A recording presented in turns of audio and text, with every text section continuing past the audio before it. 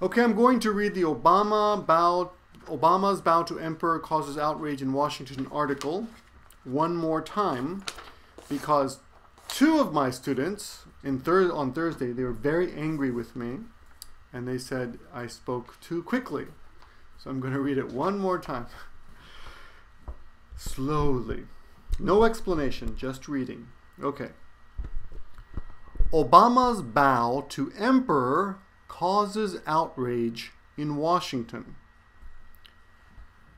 Photos of U.S. President Barack Obama bowing to Japan's emperor have incensed critics in Washington, who said the U.S. leader should stand tall when representing America.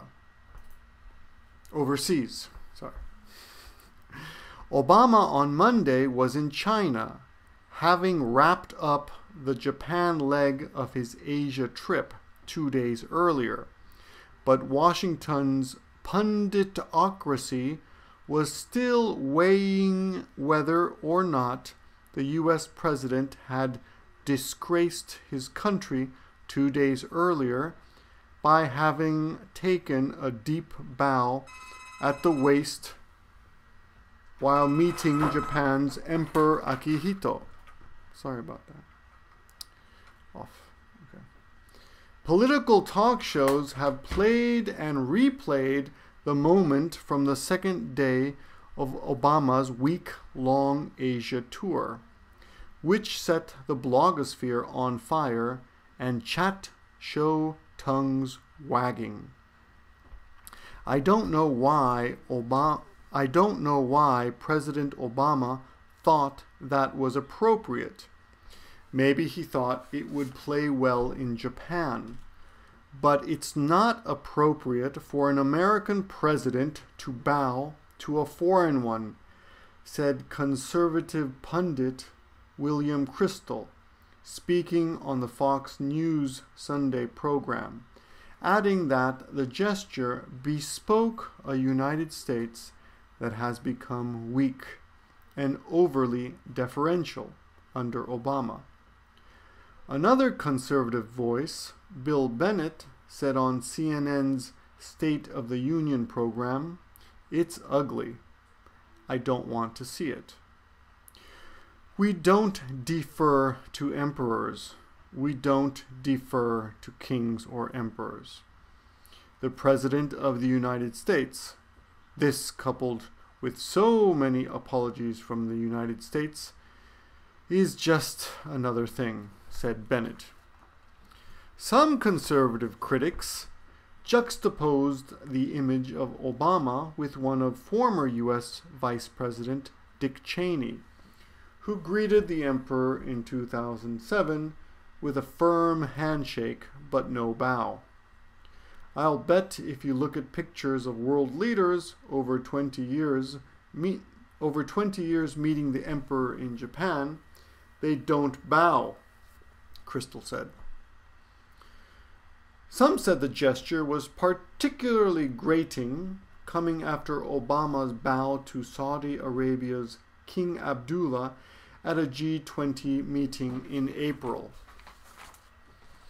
The U.S. president's Asia trip comes just over a year after he won election to the White House and is designed to shore up U.S. power in a region increasingly dominated by rising giant China.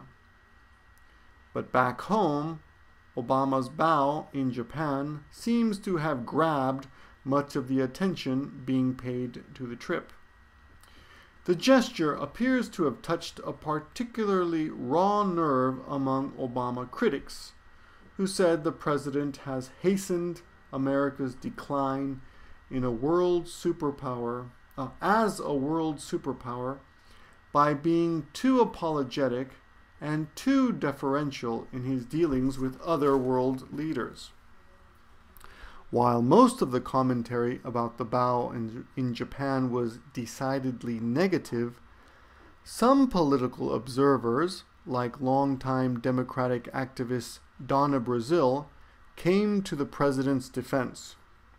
I think it's a gesture of kindness. I think it's a gesture of kindness, she told CNN, adding that the bow appeared intended to show goodwill between two nations that respect each other. Meanwhile, an unnamed senior Obama administration official told the political.com news site that the president had simply been observing protocol. I think that those who try to politicize those things are just way, way, way off base, the official told Politico.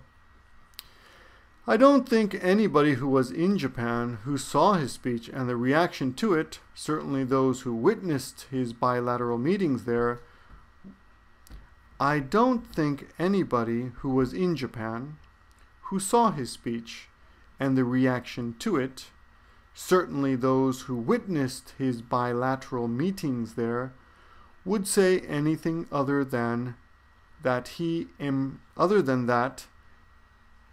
he enhanced both the position and the status of the U.S.